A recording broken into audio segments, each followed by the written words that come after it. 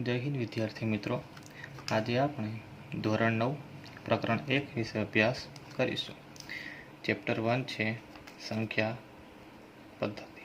શું છે? સંખ્યા પદ્ધતિ। હવે આ ચેપ્ટર ભણીએ એ પહેલાં આપણે સંખ્યાઓના પ્રકાર વિશે જાણવું જરૂરી છે। હવે તમને થશે કે સંખ્યાઓના પ્રકાર એટલે શું? તો મિત્રો, સૌથી પહેલાં प्राकृतिक संख्या। कई संख्या? प्राकृतिक संख्या, जेने इंग्लिश में नेचरल नंबर्स पण कहे छे। नेचरल नंबर्स जेने संकेत में एन वडे दर्शावाय छे। शेना वडे दर्शावाय छे? एन वडे। तो हवे प्राकृतिक संख्या में कई कई संख्याओं समावेश थाय छे। हवे प्राकृतिक संख्या नाम ज खबर पड़ी जाए मित्रों आपने कि प्राकृतिक संख्या एटले शुं कि जे प्रकृति रीते कुदरती रीते बोलाती हो संख्या ने प्राकृतिक संख्या कहेवाय। बराबर।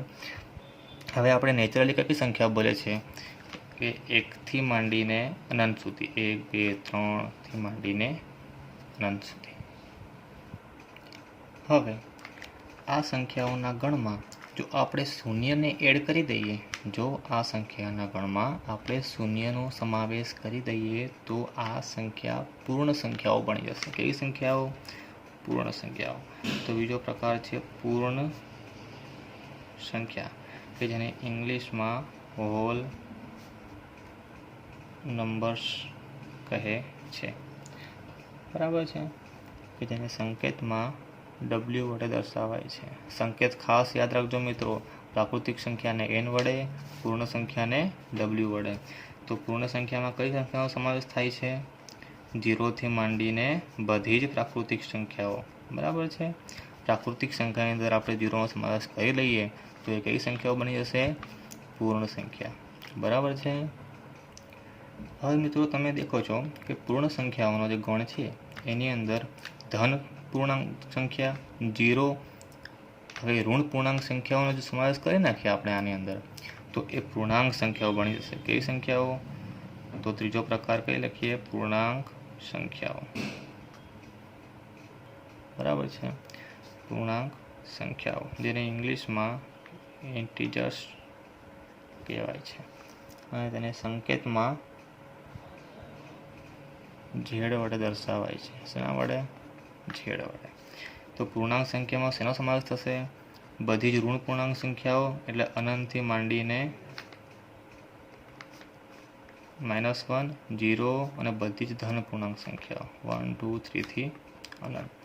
તો તમે देखो છો મિત્રો કે પ્રાકૃતિક સંખ્યામાં બધી જ ધન પૂર્ણાંક સંખ્યાઓ, પૂર્ણ સંખ્યાની અંદર 0 અને ધન પૂર્ણાંક સંખ્યાઓ, ત્યારે પૂર્ણાંક સંખ્યાની અંદર ઋણ પૂર્ણાંક સંખ્યાઓ, ધન પૂર્ણાંક સંખ્યાઓ અને 0 નો સમાવેશ થાય છે। હવે ચોથો પ્રકાર છે સમય સંખ્યાઓ। કેવી સંખ્યાઓ? સમય संख्याओं जेने रेशनल नंबर कहवाय छे। ओके। अने तेने संकेत में क्यू वडे दर्शावाय छे। शेना वडे दर्शावाय छे? क्यू वडे। संकेतो खास याद रखजो मित्रों। हवे आपणे आ समय संख्याओने जो व्याख्या में लखवू होय तो कई रीते लखी शकीए। तो आ व्याख्या खास याद रखजो मित्रों। समय संख्यानी खूब ज इम्पोर्टन्स छे। बराबर छे? जो P અને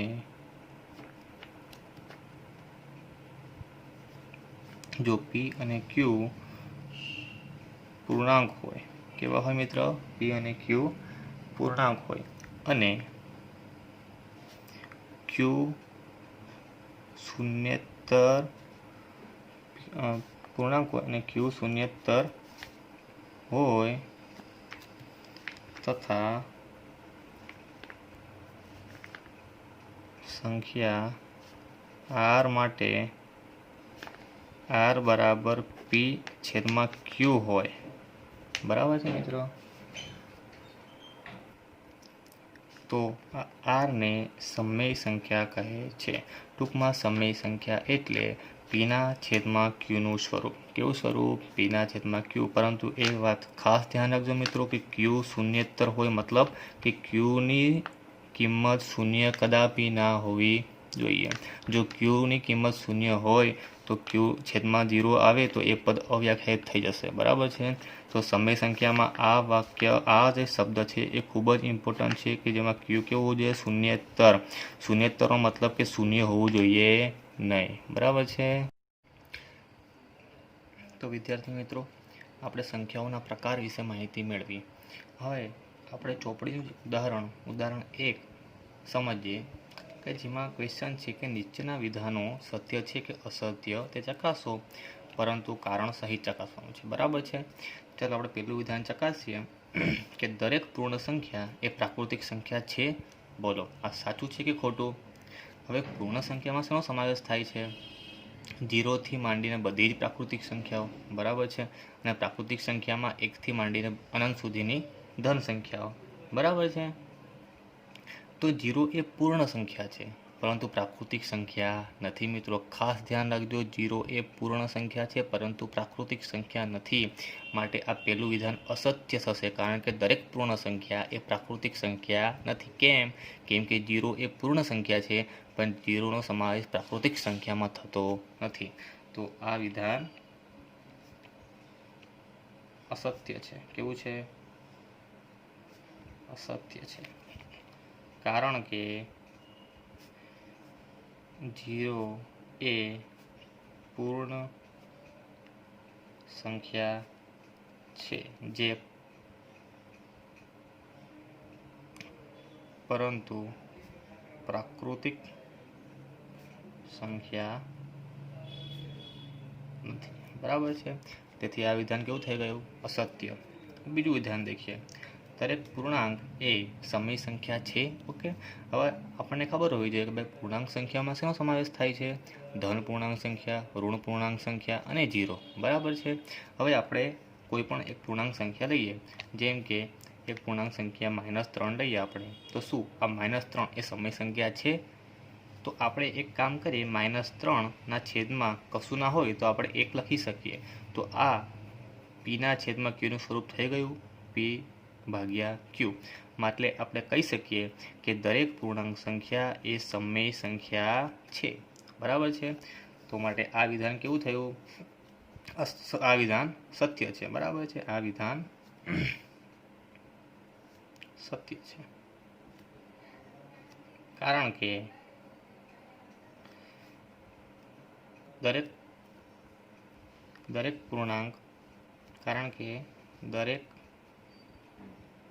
પૂર્ણાંક એમને m/1 એટલે ટૂંકમાં છેદમાં 1 સ્વરૂપે આપણે લખી શકીએ છીએ, એટલે પીના છેદમાં ક્યુ સ્વરૂપમાં લખી શકાય છે। તો દરેક પૂર્ણાંક એમને એમના છેદમાં 1ના સ્વરૂપમાં લખી શકાય છે।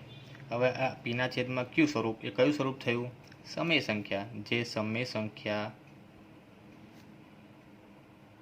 સમય સંખ્યાનું સ્વરૂપ છે, બરાબર છે। માટે દરેક પૂર્ણાંક એ સમય સંખ્યા છે। આ વિધાન કેવું છે? સત્ય છે। હવે આપણે ત્રીજું વિધાન તપાસીએ કે દરેક સમય સંખ્યા એ પૂર્ણાંક છે, બરાબર છે। હવે ધારો કે આપણે કોઈ એક સમય સંખ્યા લઈએ, એક સમય સંખ્યા પીના છેદમાં ક્યુના સ્વરૂપમાં, જેમ કે 3/2 એક સમય સંખ્યા છે।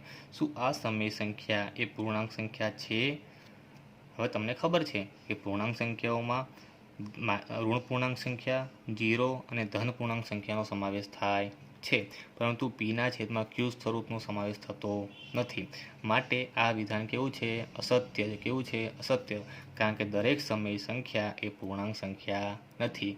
ખાલી પૂર્ણાંક સંખ્યામાં શેનો સમાવેશ થાય છે? ઋણ પૂર્ણાંક, ધન પૂર્ણાંક અને શૂન્ય, જ્યારે પી છેદમાં ક્યુ સ્વરૂપનો સમાવેશ થતો નથી। માટે આ વિધાન કેવું છે? સત્ય છે। કેવું છે? આ વિધાન અસત્ય છે, કારણ કે એક ઉદાહરણ લઈએ, કારણ કે કોઈ એક સમય સંખ્યા 3/2 નો સમાવેશ પૂર્ણાંક સંખ્યામાં થતો નથી। તેથી દરેક સમય સંખ્યા એ પૂર્ણાંક સંખ્યા નથી, એટલે આ વિધાન કેવું છે? સત્ય છે. બરાબર છે મિત્રો, આ બધું જ નોટ ડાઉન કરતા રહેજો વ્યવસ્થિત ચોપડામાં. ઓકે, હવે આપણે ચોપડીનું જ ઉદાહરણ 2 સમજીએ. ઉદાહરણ 2, 1 અને 2 વચ્ચેની 5 સમય સંખ્યાઓ શોધો. બરાબર છે, આપણને કેટલી સમય સંખ્યાઓ શોધવાનું કીધું છે? 5. હવે મિત્રો આની 2 રીત છે, પરંતુ આપણે જે સરળ રીત છે એનો અભ્યાસ કરીશું. હવે 5 સમય સંખ્યા શોધવા કે તો આપણે 5 + 1 = 6. આ 6 ને છેદ તરીકે લેવાના. હવે પહેલી સંખ્યા છે 1. હવે 1/1 લખી શકીએ આપણે, તો અંશને 6 વડે ગુણવાના અને છેદને 6 વડે ગુણવાના. બરાબર છે, તો શું આવ્યો આન્સર? 6/6. બીજી સંખ્યા છે 2. 2/1 લખી શકીએ આપણે, અંશને 6 વડે અને છેદને 6 વડે. શું આવ્યો આન્સર? 12/6. ટૂંકમાં છેદ 6 કોમન થઈ ગયા. હવે આ બંનેની વચ્ચેની આપણે 5 સમાન સમય સંખ્યાઓ શોધવાની છે. બરાબર છે, આ 6/6 એટલે 1 અને 12/6 એટલે 6 × 2 = 12. બરાબર, 1 અને 2 વચ્ચેની 5 સમય સંખ્યાઓ શોધવાની છે. હવે 6 પછી શું આવશે? 7. 7/6, 8/6, 9/6, 10/6 અને 11/6. થઈ ગઈ 5 સંખ્યાઓ. બરાબર છે, આ 1 અને 2 વચ્ચેની 5 સમય સંખ્યાઓ છે. હવે મિત્રો તમને કદાચ એક ક્વેશ્ચન થયો હશે કે સાહેબે 6 જ વડે કેમ ગુણ્યા અને ભાગ્યા? બરાબર છે, 6 વડે ગુણવા ભાગવાનો એક જ સરળ મતલબ છે કે આપણને 5 સમય સંખ્યાઓ શોધવાની કીધી છે.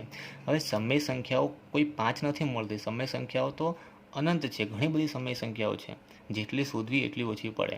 બરાબર છે, ધારો કે હમણાં હું અહીંયા 7 વડે ગુણીને 7 વડે ભાગું તો 7/7. અહીંયા 7 વડે ગુણતો અને 7 વડે ભાગતો તો 7 × 14/7, તો 8/7, 9/7. એવી રીતે ઘણી બધી સંખ્યાઓ મળી શકે છે. તો સમય સંખ્યાઓ કોઈ લિમિટેડ નથી. અહીંયા 5 આપણને પૂછી છે એટલે આપણે 5 શોધી છે. બરાબર છે.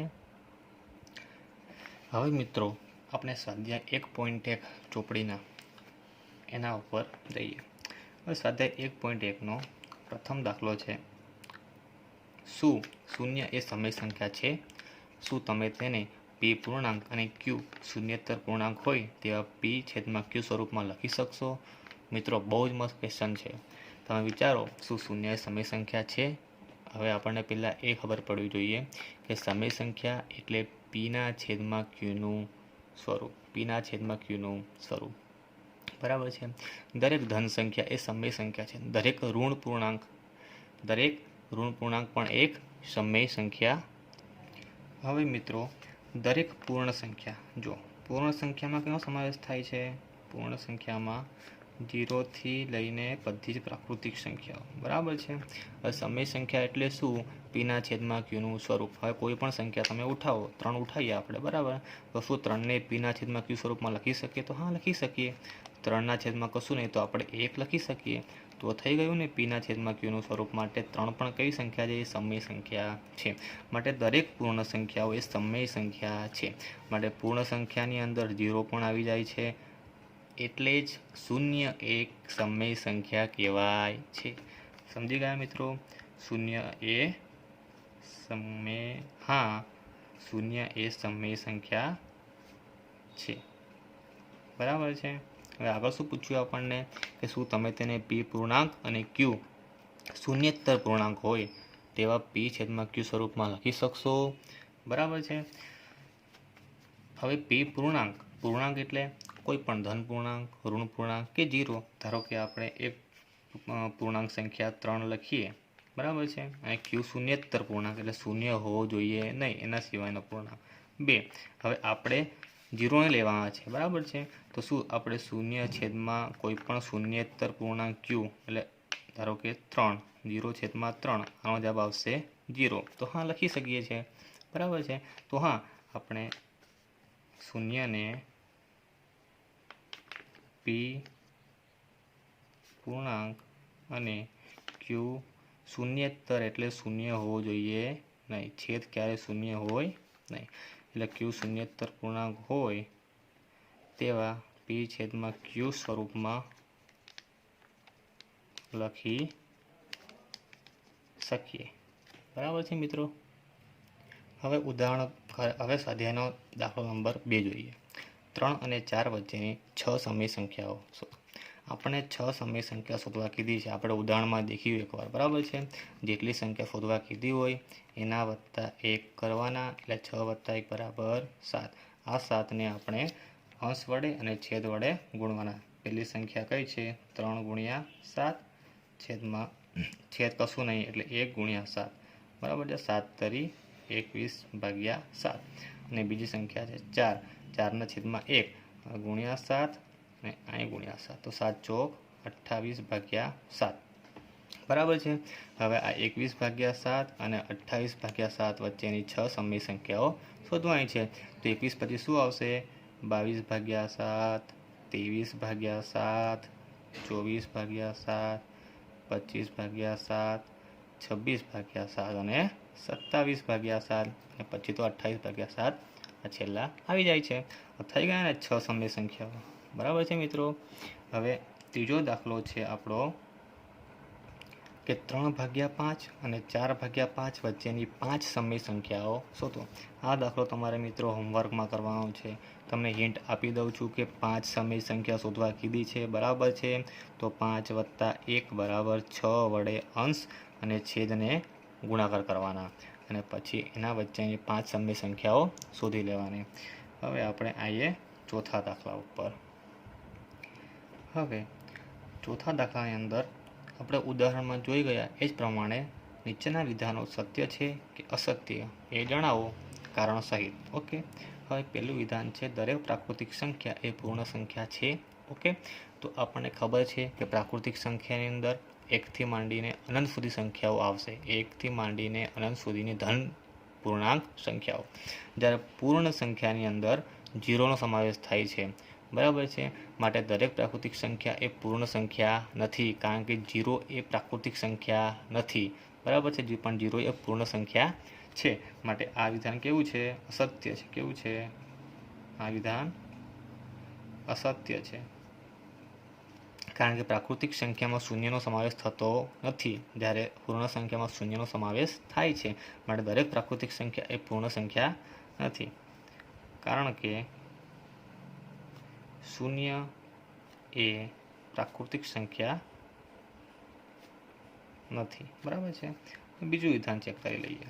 દરેક પૂર્ણાંક એ પૂર્ણ સંખ્યા છે. બરાબર છે. હવે પૂર્ણાંકમાં શેનો સમાવેશ થાય છે? ધન પૂર્ણાંક સંખ્યા, ઋણ પૂર્ણાંક સંખ્યા અને શૂન્ય.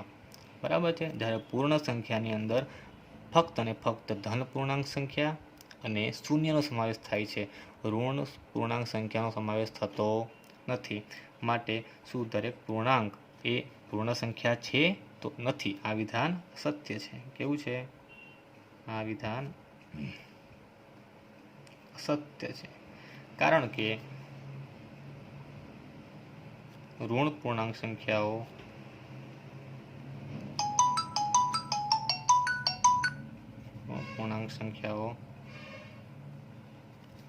પૂર્ણ સંખ્યા નથી. બરાબર છે. હવે ત્રીજું વિધાન છે દરેક સમય સંખ્યા એ પૂર્ણ સંખ્યા છે. આ તમારે વિધાન હોમવર્કમાં કરવાનું છે મિત્રો, અને બતાવવાનું છે કે આનો શું જવાબ આવશે. ઓકે. થેન્ક યુ મિત્રો.